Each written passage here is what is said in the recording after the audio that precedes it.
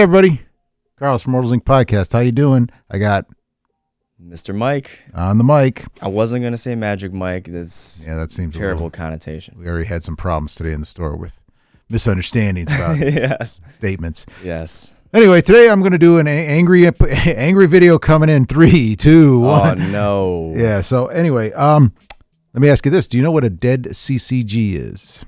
By the looks of it, the definition, I'm gonna guess it's a card game that's collectible. That's dead.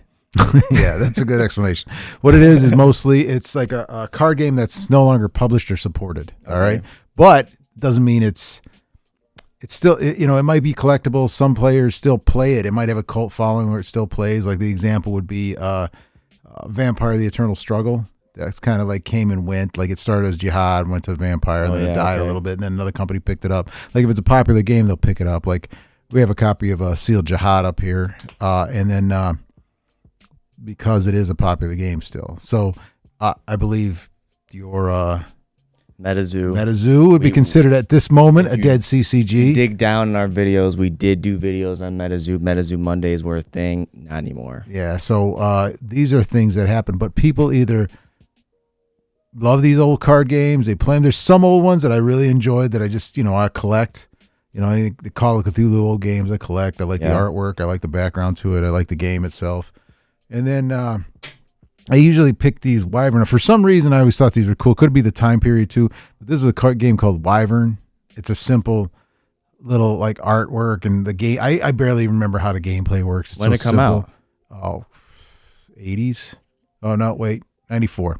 Okay. This came out at the same time, and this is what makes some of them collectible is because people liked them. Like, hey, I liked playing that game. I have a core group of guys that play this game all the time, and we'll just play it because we enjoy it. Yeah, we get together and play every that's Saturday. Something they do. Like, but also like the collectability of it. Some like the old H.P. Lovecraft game or the old Call of Cthulhu games. There was an H.P. Lovecraft card in there. Really, nobody wanted it, but for some reason, it was the game itself. For some reason, that card was worth $100. I sold it to some guy in Germany or something like that. A couple copies I had. So this was years ago, so it's probably worth more now. But like these Wyverns at the time. These were printed at the same company that printed Magic under Fallen Empire. So there's some really rare cards that were in the Wyvern packs that had the front Magic card.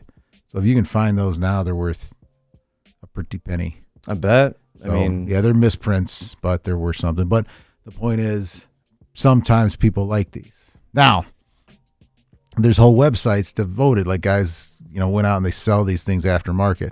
There's whole websites devoted to it and everything like that. My rant comes from, there's this really great Facebook group I'm in. It's called Dead CCG. You can go look at it. It's there. If you like games, they talk about it. There's discussions. They trade, they buy, they sell, dead card games in there.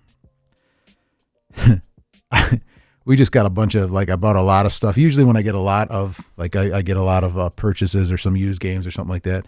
Sometimes there'll be card games in there that I know I can't sell or I really don't want. But so I'll go to that group and say, hey, boom, I got this card game. I don't need like World of Warcraft or, some of those old card games. A lot of those people are there. It's centralized. That's why I like those Facebook groups because those are where your hardcore collectors are, or that's what they talk about. If you really want to know a value about something, you can go to those groups and they'll tell you. And most of the time you'll get more money for your products in those groups more so than going on eBay and posting it. Yeah, eBay is eBay. It is good. It's good for what it is. It's a good market value gauge. That everybody can use. But like if you have something and you really like the hobby or you want to find a value or you want to sell it or find it, go, these Facebook groups are good for that. There's some like the RPG games that I collect. Those we even have an Immortals Inc. board game. I don't think there's much selling in there. Yeah, it's RPG. It's a market. It's a little place. I don't push it too much. It's there, but a lot of these other places where the collectors are. Here's my rant. This is the rant I'm going to go on. His opinion. My opinion. Don't destroy our channel.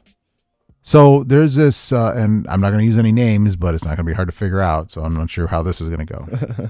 There's this little game called the Pirates of the Barbary Coast. And it was back in, I don't even know when it was made, but it was like cards and it was like harder plastic cards and you would punch out these little boats and you would make little ships. And you're showing me the one day. Yeah.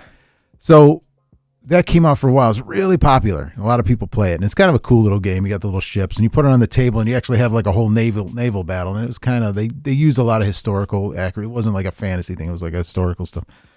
And a lot of guys played it and used it, and it was a popular game. And then it just fell out, But there's still a hardcore group of them. So in this lot of games, I got a bunch of like promo material that was like somebody collected over years, whatever, and it's just there. I can't sell it. I can't take it space. I'm not going to put it in space on my website or, it's just something I wouldn't sell regularly. But I know that somebody on this dead CCG site that I enjoy would want it. Somebody else wants it. So I put it up there. I said, hey, here's a whole lot of this stuff. It's a picture. I don't really know what it is. $10, an auction, like a couple day auction, So people start bidding on it because they know they want it. Some reason, twice, I got accused of scamming. Well, why would you do that? Those are worth a lot of money. They really got mad that I didn't break it up and try to make the most money I could on it. And then in the next breath, yeah, but I don't want to, I don't want to like sell it for the most. That's just not morally right. Well, so in one breath, you're yelling at me that I should have broke this up and sold it individually so I can make the most money I can off every item. But then in the next breath, I shouldn't do that because it's not morally right. And then you just label me as a scammer. Like, you throw it out. You don't even say anything. Like, you can look at my history on all that. Not hard to find. It didn't make any sense. And I'm like, I had to go on this little bit of a rant, go, listen, I don't want to get on this site and go crazy, but I own a business. I've been a businessman for years on the side. I don't care about this product, right? But I know somebody does. So for a fair price, $10 starting bid. $10 starting bid. Whoever wants it, you can have all of it. If you take it and you enjoy it, or you break it up, or you share it, or you trade it, or you sell it, I don't care. I don't care what you do with it after it comes out of my hand. You gave me a price, I gave you the product, and we're happy. I didn't understand why I'm getting, and then another guy did the same thing. Oh, I can't believe this. Why would you not sell this for the most money? You must be a scammer. I'd imagine Walmart had the same issues coming up. It's like, why is your price lower than every distributor? Yeah. And then even one of them was in there was like, oh, I don't have the money now or I'd buy it. Well, it sounds like you're mad that you can't buy this product. So instead of just, I don't know, finding a job and going making more money or doing something to make more money so you can spend it, you'd rather just get mad at me arbitrarily, arbitrarily. Is that a good word? Yeah. So then, but it made me laugh because I'm like, okay, in the meantime, there's other people still bidding, and I'm still talking. It's 15, like, 16, curse you. Yeah. So it's like, listen, man, is it a possibility that maybe I just know somebody else would want this? If I wanted to piece it out and scam it out and just make as much money as I can and be that corporate guy and money, fine. I would. It's not like I don't know how to do it, but I'm just saying I would.